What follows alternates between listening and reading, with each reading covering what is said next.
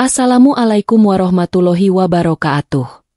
Salam bahagia selalu buat sahabat channel mirisnya kehidupan zaman sekarang. Mari kita simak dan mulai ceritanya. Di sebuah desa kecil yang terletak di pinggiran kota, hiduplah seorang nenek tua yang setiap hari berjalan menyusuri jalanan berdebu sambil membawa keranjang bambu yang berisi jamu gendong. Nenek itu bernama Sumiati, seorang perempuan yang telah menua. Namun semangat hidupnya masih tetap berkobar. Di balik keriput wajahnya yang dimakan usia, ada kisah hidup yang penuh perjuangan dan pengorbanan. Sejak muda, Sumiati sudah terbiasa dengan kehidupan yang serba kekurangan. Suaminya, yang sudah lama meninggalkan dirinya dengan 2 anak yang masih kecil. Untuk menyambung hidup, Sumiati tak pernah berhenti berjuang. Ia belajar membuat jamu tradisional dari warisan ibunya, yang dipercaya dapat menyembuhkan berbagai macam penyakit. Meskipun usahanya tak pernah membuatnya kaya, namun Sumiati selalu merasa bersyukur bisa memberi makan anak-anaknya, meskipun terkadang hanya dengan sedikit nasi dan lauk seadanya. Hari-harinya dihabiskan dengan berjalan kaki menyusuri jalanan desa, menawarkan jamu yang ia buat sendiri. Jamunya tak hanya terbuat dari rempah-rempah alami, tetapi juga cinta dan doa yang ia sematkan di setiap tetesnya. Nenek Sumiati tidak pernah berhenti berharap bahwa anak-anaknya kelak akan memiliki kehidupan yang lebih baik darinya. Namun, meskipun ia berusaha keras, dunia terkadang tidak berpihak padanya. Anak-anak Sumiati kini sudah dewasa. Sang anak pertama, Budi, telah bekerja di kota besar sebagai karyawan kantoran, sedangkan anak keduanya, Siti, menikah dengan pria kaya dan tinggal di rumah besar di kota. Namun, keduanya jarang menghubunginya.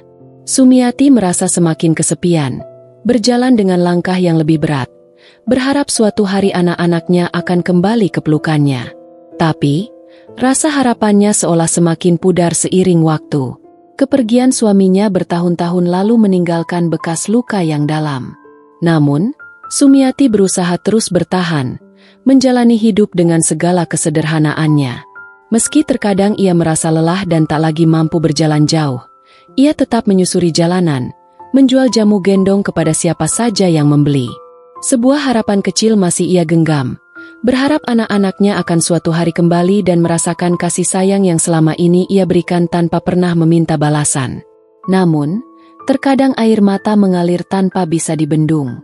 Ia tak pernah tahu apakah anak-anaknya benar-benar peduli padanya atau hanya merasa malu. Begitu banyak waktu yang sudah berlalu tanpa berita. Suatu hari, ketika matahari terbenam di balik bukit, Sumiati duduk di bangku kayu yang terletak di depan rumah sederhana yang ia huni. Keringat menetes dari pelipisnya. Wajahnya terlihat lelah setelah berjalan sepanjang hari menjual jamu gendong. Tangan tuanya menggenggam erat uang receh yang baru saja ia peroleh dari penjualan jamu. Ia menyadari, uang itu tidak cukup untuk membeli makanan yang layak. Namun, ia tidak ingin mengeluh. Bagi Sumiati, yang penting adalah bisa menjalani hidup dengan penuh rasa syukur.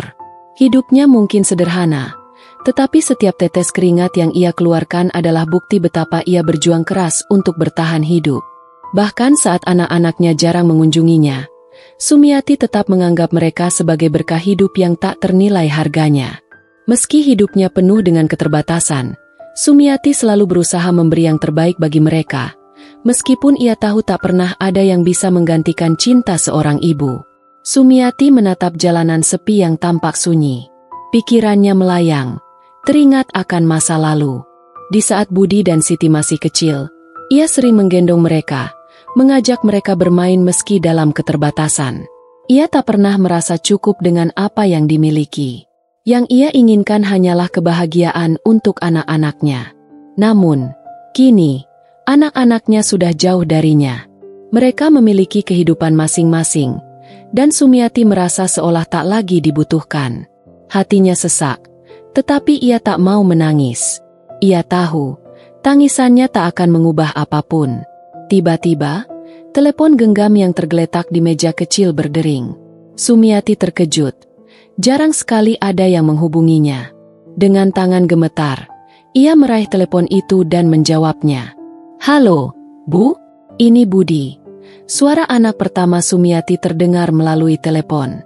Sumiati terdiam sejenak. Suaranya hampir tidak terdengar karena terlalu terkejut. Sudah lama sekali ia tidak mendengar suara anaknya. Ada rasa rindu yang begitu dalam, namun juga rasa kesal yang ia pendam. Mengapa anaknya baru menghubungi setelah begitu lama? Mengapa hanya sesekali saja ia diberi kabar? Ada apa, Budi? Sumiati menjawab dengan suara serak. Budi di sisi lain telepon terdengar gugup. Bu, saya ingin mengundang ibu ke rumah. Ada yang ingin kami bicarakan. Bisa datang? Tanyaannya sederhana, tetapi bagi Sumiati, itu adalah sebuah harapan yang kembali muncul. Dalam hati, Sumiati merasa terkejut dan cemas. Ada apa gerangan? Apakah ini tanda bahwa anak-anaknya masih peduli padanya?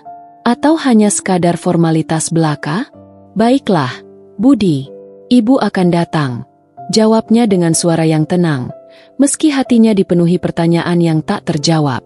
Esok pagi, Sumiati sudah bersiap sejak fajar menyingsing. Ia mengenakan pakaian terbaik yang ia miliki. Sebuah baju lusuh berwarna biru yang sudah pudar warnanya dan sebuah selendang sederhana yang melilit lehernya. Ia mempersiapkan diri dengan penuh harap, meskipun perasaan cemas menggerogoti hatinya.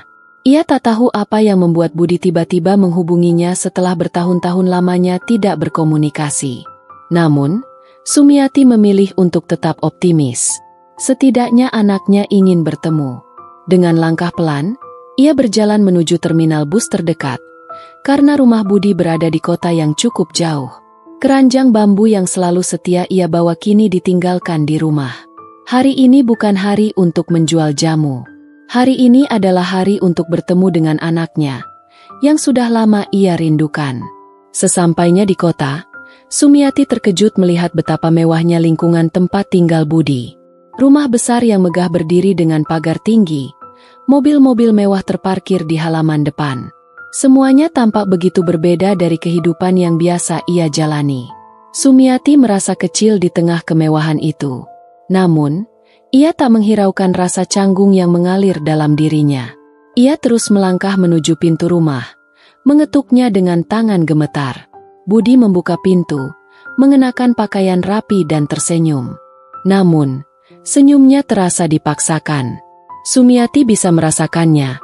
Ada sesuatu yang tersembunyi di balik tatapan mata anaknya itu. Ibu, selamat datang, ujar Budi, membuka pintu lebih lebar agar Sumiati bisa masuk. Sumiati melangkah masuk, memandang sekeliling rumah yang begitu bersih dan teratur. Meskipun nyaman, hatinya terasa asing di tempat ini. Ia merasa tidak punya tempat di sini. Seperti seorang tamu yang tidak diinginkan, meskipun Budi berusaha menunjukkan keramahan. Budi, ada apa yang ingin kamu bicarakan? Tanya Sumiati, matanya penuh tanda tanya. Budi terdiam sejenak, menarik napas panjang sebelum akhirnya berkata, Bu, sebenarnya ada sesuatu yang ingin kami sampaikan. Siti dan saya, kami merasa sudah saatnya ibu tinggal bersama kami di sini, di rumah ini. Sumiati terkejut mendengar kalimat itu. Apa maksudmu, Budi? Ibu sudah terbiasa hidup di desa. Aku merasa nyaman di sini. Tidak perlu tinggal di rumahmu, jawab Sumiati, berusaha menahan diri agar tidak menunjukkan rasa kecewa yang mulai merayap. Budi menunduk. Wajahnya tampak semakin cemas. Ibu, sebenarnya, kami ingin membicarakan soal kesehatan ibu. Kami khawatir. Ibu sudah semakin tua, dan... Sumiati merasa ada sesuatu yang mengganjal dalam kata-kata Budi.